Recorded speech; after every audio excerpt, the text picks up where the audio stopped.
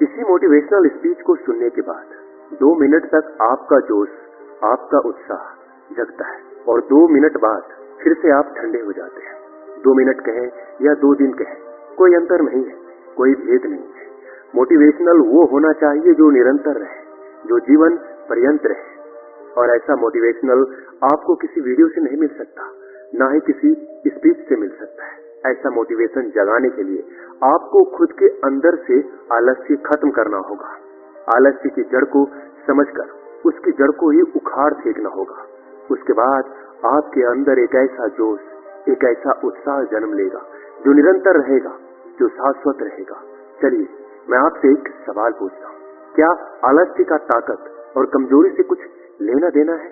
क्या शारीरिक रूप से ताकतवर इंसान आलसी नहीं हो सकता? और इसके विपरीत शारीरिक रूप से कमजोर आदमी क्या जोशीला, उत्साह से भरा हुआ नहीं हो सकता? हमने अपने आसपास कितने ही ऐसे लोगों को देखा है जो शारीरिक रूप से बहुत ताकतवर होते हैं, जिम करते हैं, शारीरिक व्यायाम करते हैं, लेकिन वो फिर भी आलसी होते हैं। ऐसा क्यों होता है? इतना ताकतवर आदमी जो चाहे वो झट से कर दे, लेकिन फिर भी वो नहीं कर पाता।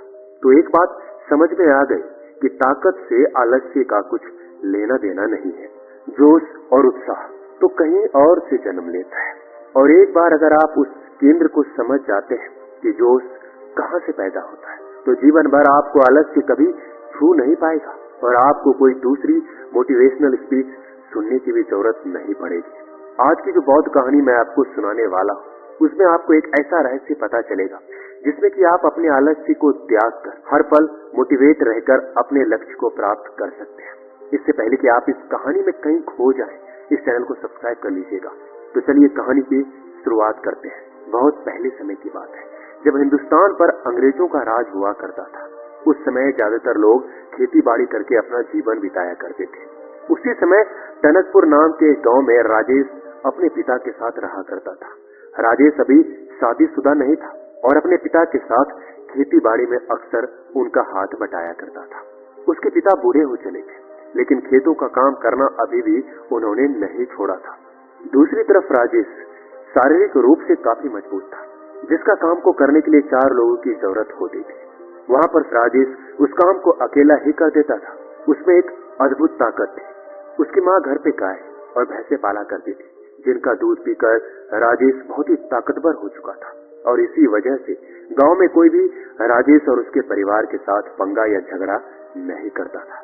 उस समय हिंदुस्तान पर अंग्रेजों का राज था और जो भी खेती बाड़ी में अनाज पैदा होता था, उसका बहुत सा हिस्सा लगान के रूप में अंग्रेज उनके गांव में आकर ले जाया करते थे। इसलिए गांव वालों को अपने खाने पीने की चीजें उगाने के लिए खेत में बहुत मेहनत करनी पड़ती थी, क्योंकि बहुत सारा अनाज लगान के रूप में देने के बाद उनके पास खाने के लिए बहुत कम अनाज बचता था। इसलिए ज्यादा मेहनत करके वो अपने लिए पूरे साल का अनाज पैदा करने की कोशिश करते थे।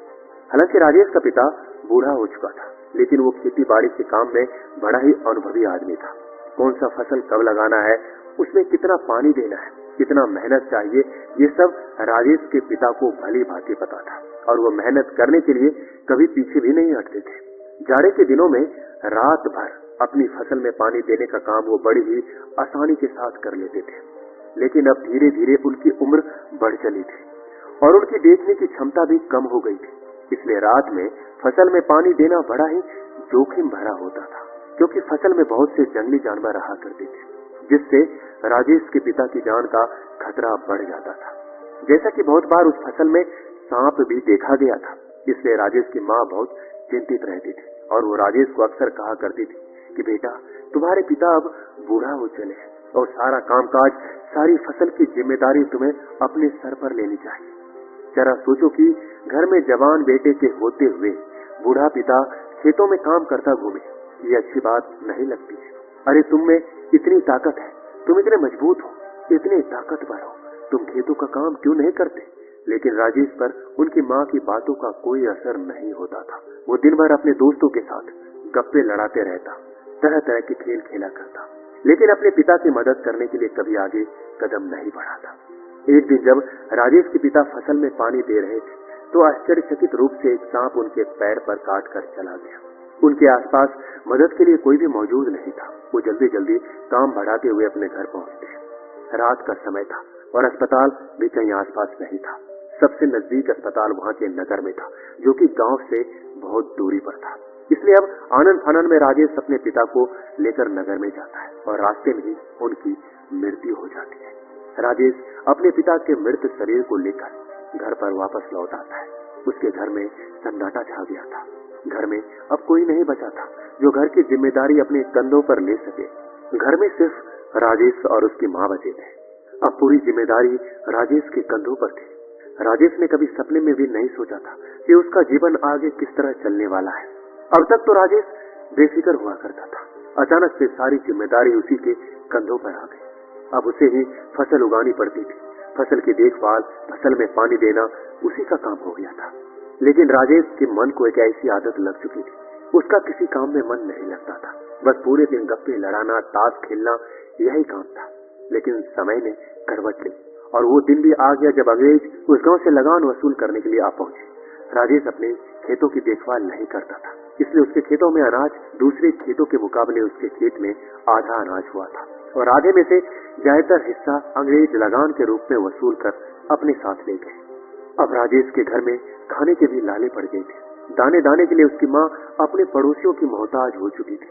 उसकी माँ को मांगना अच्छा तो नहीं लगता था, लेकिन वो कर भी क्या सकती थी, क्योंकि राजेश एक बहुत ही आलसी प्रवृत्ति का आदमी हो चुका था। उसके खेत बंजर पड़े रहते थे, उनमें कोई अनाज उगाने वाला नहीं था। यह देखकर राजेश की माँ को बहुत आघात पहुंचता था। उसके सीने में एक दर्द सा उठता था। जो परिवार कुछ समय पहले इतना धन संपन्न हुआ करता था, उसके पति के मरते ही वो दाने दाने के लिए पड़ोसियों के मोहताज हो चुके थे। वो अक्सर राजेश को समझाने की बहुत कोशिश करती, लेकिन उसकी बातें सुनने के बाद राजेश कुछ देर तक तो जोश और उत्साह में रहता। वह सीधा कस्सी उठाकर अपने खेत में पहुंच जाता, लेकिन कुछ देर बाद फिर से उसका उत्साह, उसका जोश ठंडा पड़ जाता और फिर से वही जीवन शैली शुरू हो जाती। एक दिन जब राजेश की माँ राजेश को जली कटी सुना रही थी, तो राजेश ने गुस्से में आकर अपनी माँ से कहा, मैं भी चाहता हूँ कि दूसरों की तरह अनाज उगाना, लेकिन मैं क्या करूँ, मेरा मन अपने वश में नहीं है। मैं रोज रात में यही सोचकर सोता हूँ कि सुबह उठकर अपने खेतों में काम करूंगा, अनाज उगाऊंगा, लेकिन सुबह उठते ही पता नहीं मुझे ऐसा क्या हो जाता है कि बिस्तर से उठने का मेरा मन नहीं करता। मैं खुद अपने आप से बहुत परेशान हो चुका हूँ। मैं खुद इन चीजों से छुटकारा चाहता हूँ। मैं क्या करूँ, मुझे कुछ समझ नहीं आता। ये सारी बातें सुनील का पड़ोसी भी सुन रहा था। सुनील का ये कथन सुनने के बाद उसके पड़ोसी ने कहा कि बेटा, तुम्हारे जैसे ही हालात मेरे बेटे की हुआ करती थी, लेकिन किसी ने मुझे बताया कि पड़ोस के गांव में एक बौद्ध भिक्षु आया है। जब मैंने अपने बेटे को उससे मिलाया तो पता नहीं उसने ऐसा क्या बताया कि मेरा बेटा आकस्मिक रूप से एकदम बदल गया। आज वो बहुत मेहनत करता है, सुबह उठते ही बिना बोले खेतों में काम करने के लिए पहुंच जाता है। मैं खुद उसका ये बदलाव देखकर आश्चर्यचकित हूँ। आखिर उस बौद्ध भिक्षु ने ऐसा क्या बताया था? तुम भी एक बार जाकर उस बौद्ध भिक्षु से जरूर मिलना। वो कुछ पैसे तो लेता नहीं है। अगर तुम्हारा फायदा नहीं हुआ तो तुम्हारा कुछ नुकसान भी नहीं होगा। ये सुनकर राजेश की माँ ने राजेश से कहा कि बेटा, तुम एक बार जाकर उस बौद्ध भिक्षु से जरूर मिलो। उसके बाद भी अगर तुम्हारे अंदर कोई बदलाव नहीं होता तो मैं सह लूंगी, लेकिन अपने स्तर पर तुम अपने आप को बदलने की कोशिश तो करो।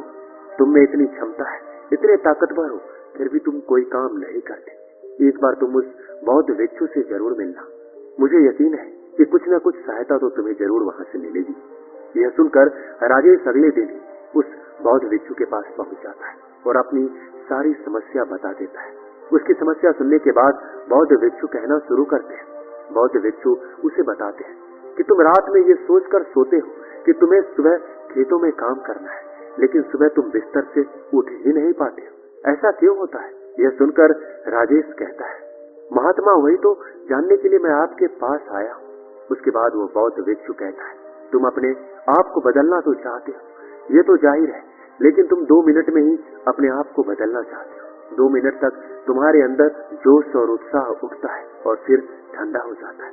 इसलिए तुम रात में तो सोचकर सोते हो, लेकिन सुबह वो काम नहीं कर पाते, क्योंकि 2 मिनट का जोश और उत्साह तुम्हें केवल दुख ही देगा, क्योंकि तुम वो काम पूरा नहीं कर पाओगे, और पूरा नहीं करोगे तो तुम सोचोगे कि मेरा जोश और उत्साह किसी काम का नहीं, इसलिए कभी भी किसी भी बात पर अकस्मात रूप से जोशीले मत हो जाओ। अपने मन को शांत रखो और शांत प्रवृत्ति के साथ एक निरंतर जोश और उत्साह पैदा करने की कोशिश करो।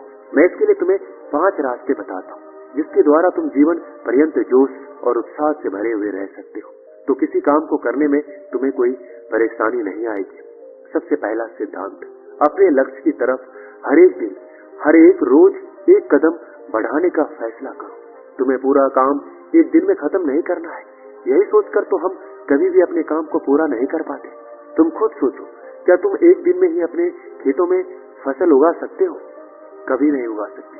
फसल उगाने का काम धीरे धीरे होता है, इसलिए तुम रोज अपनी फसल उगाने की तरफ एक कदम बढ़ाना शुरू करो। जैसे फसल उगाने की बारी आई तो सबसे पहले एक दिन जाकर तुम अपने खेतों को तैयार कर दो। उसके बाद धीरे धीरे हर एक दिन के साथ अपने खेतों में फसल उगाने का काम बढ़ाते रहो। उससे तुम्हारा जोश और उत्साह कम होने की बजाय निरंतर बढ़ता रहेगा, क्योंकि जैसे जैसे तुम हर दिन अपनी मंजिल की तरफ एक कदम बढ़ाओगे, तुम ये पाओगे कि मंजिल के तुम करीब पहुंच रहे हो और मंजिल तुम्हारी तरफ आ रही है।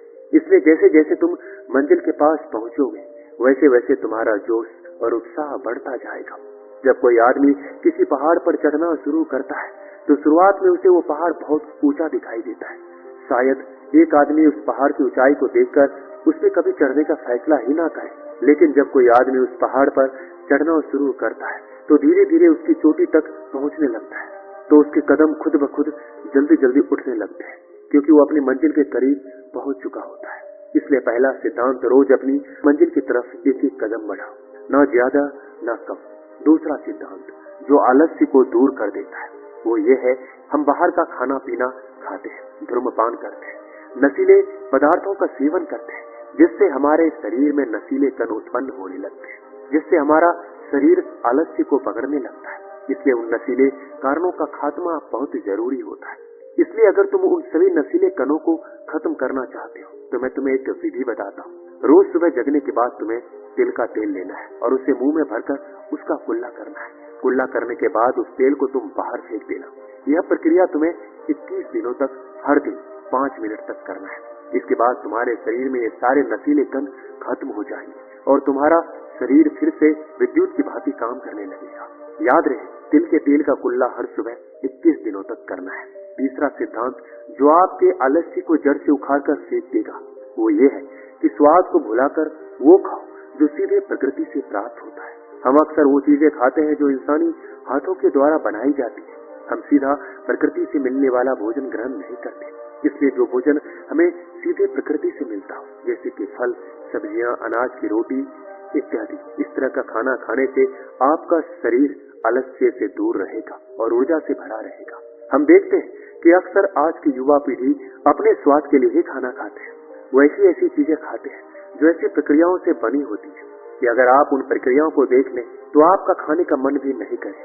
जैसे कि बाजार में चाउमीन, बर्गर, मोमोज वगैरह वगैरह। इस तरह का खाना खाने से आपके शरीर के अंदर नशीले कणों का उत्पादन होता है।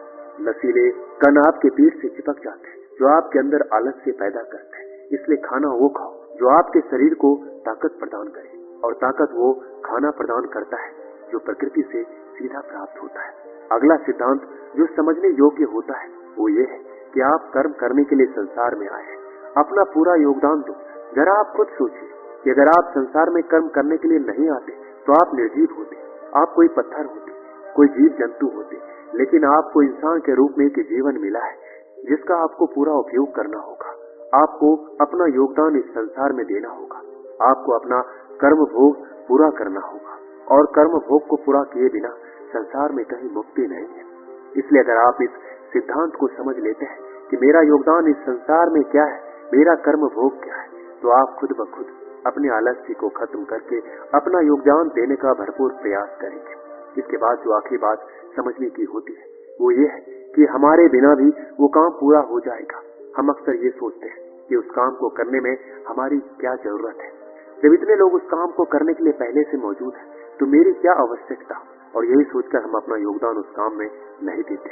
लेकिन अगर उस काम को हम अपनी जिम्मेदारी समझे, हम ये समझे कि ये काम मैं ही पूरा कर सकता हूँ और मेरे बिना ये काम पूरा नहीं हो पाएगा, तो आपको अपनी जिम्मेदारियों का एहसास होगा और उसके बाद आप अपने आलस्य को दूर करने में सक्षम होंगे। आप अपने आलस्य को समझ पाएंगे और उसको दूर भी कर पाएंगे। दोस्तों, इस वीडियो में बस इतना ही। मिलते हैं अगली वीडियो में। अपना ख्याल रखिएगा। धन्यवाद।